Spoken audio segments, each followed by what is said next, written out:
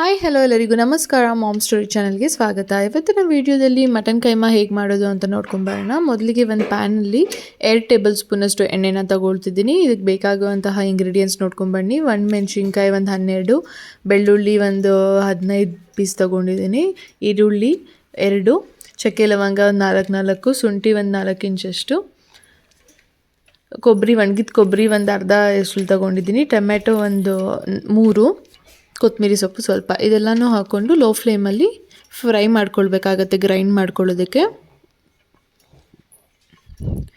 ಇನ್ನು ಯಾರೆಲ್ಲ ನನ್ನ ಚಾನಲ್ನ ಸಬ್ಸ್ಕ್ರೈಬ್ ಮಾಡ್ಕೊಂಡಿಲ್ಲ ದಯವಿಟ್ಟು ಸಬ್ಸ್ಕ್ರೈಬ್ ಮಾಡ್ಕೊಂಡು ನೋಡಿ, ಪಕ್ಕದಲ್ಲಿರುವಂತಹ ಬೆಲ್ ಐಕಾನ್ನ ತಪ್ಪದೆ ಕ್ಲಿಕ್ ಮಾಡಿ.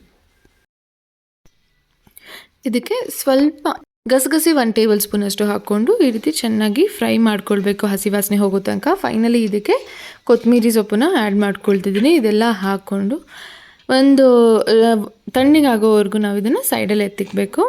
ತಣ್ಣಗಾದ್ಮೇಲೆ ಮಿಕ್ಸಿ ಜಾರಲ್ಲಿ ಹಾಕ್ಕೊಂಡು ನುಣ್ಣಗೆ ಪೇಸ್ಟ್ ಮಾಡ್ಕೊಳ್ಬೇಕು ಇದನ್ನು. ಸೊ ತಣ್ಣಗಾದ್ಮೇಲೆ ನಾನು ಇದನ್ನು ಪೇಸ್ಟ್ ಮಾಡ್ಕೊಳ್ಳೋದಕ್ಕೆ ಮಿಕ್ಸಿದಲ್ಲಿ ಹಾಕ್ಕೊಳ್ತಿದ್ದೀನಿ. ಇದಕ್ಕೆ ಧನಿಯಾ 1 table spoon ಹಾಕ್ಕೊಳ್ತಿದ್ದೀನಿ, garam masala 1 table spoon ಹಾಕ್ಕೊಂಡು ಚೆನ್ನಾಗಿ ಗ್ರೈಂಡ್ ಮಾಡ್ಕೊಳ್ತಿದ್ದೀನಿ. ವಾಟರ್ ಹಾಕ್ಕೊಳ್ಳಿ, ವಾಟರ್ ಎಷ್ಟು ಬೇಕೋ ಅಷ್ಟು ನೋಡ್ಕೊಂಡು ಹಾಕ್ಕೊಳ್ಳಿ. ನಾನಿಲ್ಲಿ 1 ಗ್ಲಾಸಷ್ಟು ನೀರನ್ನ ಸೇರಿಸ್ಕೊಂಡಿದ್ದೀನಿ. ನೋಡ್ತಿದ್ದೀರಲ್ವ ಯಾವ ರೀತಿ ಆಗಿದೆ ಪೇಸ್ಟ್ ಅಂತ. ಇದು ಕೈಮಾ ಆಲ್ರೆಡಿ ನಾನು ಚೆನ್ನಾಗಿ ವಾಶ್ ಮಾಡಿದ್ದೀನಿ, 1 2 to 3 ಟೈಮ್ಸ್ ವಾಶ್ ಮಾಡ್ಕೊಳ್ಳಿ ಚೆನ್ನಾಗಿ. ಅದನ್ನು ಕೂಡ ಸ್ವಲ್ಪನೇ ಹಾಕ್ಕೊಂಡು ನೀವು ಗ್ರೈಂಡ್ ಮಾಡ್ಕೊಳ್ತಾ ಹೋಗಬೇಕು. ಎಲ್ಲ ಇದು ಗ್ರೈಂಡ್ ಮಾಡ್ಕೊಂಡಿರೋದು ತೆಗಿಯುವಾಗ ಸ್ವಲ್ಪ ಇದರಲ್ಲೇ ಬಿಡಬೇಕಾಗತ್ತೆ. ಕೈಮಾ ಏನು ಕಟ್ ಮಾಡ್ಕೊಂಬಂದಿರ್ತೀವಿ ಕೈಮಾಗೆ, ಅದೆಲ್ಲನೂ ಇದರಲ್ಲಿ ಸೇರಿಸ್ಕೊಳ್ಬೇಕು. ಮತ್ತು 1 ಸ್ಪೂನ್ ಅಥವಾ ಅರ್ಧ ಸ್ಪೂನಷ್ಟು ಉಪ್ಪನ್ನ ಆ್ಯಡ್ ಮಾಡಿಕೊಂಡು, ಮತ್ತು ಇದಕ್ಕೆ 1 ಟೇಬಲ್ ಸ್ಪೂನಷ್ಟು ಧನಿಯಾ ಪೌಡರ್ ಹಾಕ್ಕೊಂಡು 1 ಟೇಬಲ್ ಸ್ಪೂನಷ್ಟು ಗರಂ ಮಸಾಲ ಹಾಕ್ಕೋಬೇಕು. ಮತ್ತು ನೋಡ್ತೀರಲ್ವ ನಾನು ಇದರಲ್ಲಿ ಪೇಸ್ಟ್ನ ಆ್ಯಡ್ ಮಾಡಿಕೊಂಡೆ ಈಗ. ಸೊ ಇವಾಗ ನೀರು ಹಾಕಿದಿರ ಸ್ವಲ್ಪನೂ ಇದನ್ನು ನುಣ್ಣಗೆ ರುಬ್ಕೋಬೇಕು. 1 ಟೇಬಲ್ ಸ್ಪೂನಷ್ಟು ಖಾರದ ಪುಡಿ ಕೂಡ ಆ್ಯಡ್ ಮಾಡ್ಕೊಳ್ತಿದ್ದೀನಿ. ಇದೆಲ್ಲ ಚೆನ್ನಾಗಿ ರುಬ್ಕೊಳ್ಬೇಕು. ನೋಡ್ತಿದ್ದೀರಲ್ವ ಯಾವ ರೀತಿ ಆಗಿದೆ ಅಂತ. ಇದಕ್ಕೆ ಕೊತ್ತಂಬರಿ ಸೊಪ್ಪು ಹಾಕಿ ಮಿಕ್ಸ್ ಮಾಡ್ಕೊಳ್ಬೇಕು. ಕೆಲವೊಬ್ಬರು ಇದಕ್ಕೆ ಪುಟಾಣ ಅಂತಾರಲ್ವ, ಕಡಲೆಪಪ್ಪು, ಇದನ್ನು ಹಾಕ್ಕೊಳ್ತಾರೆ ಉಂಡೆ ಸರಿಯಾಗಿ ಬರೋದಿಲ್ಲ ಅಂತ. ಬಟ್ ನಾನಿಲ್ಲಿ ಅದನ್ನು ಯೂಸ್ ಮಾಡ್ತಿಲ್ಲ, ಬಿಕಾಸ್ ಟೇಸ್ಟ್ ಡಿಫ್ರೆಂಟ್ ಆಗಿರುತ್ತೆ, ಚೆನ್ನಾಗಿರೋದಿಲ್ಲ.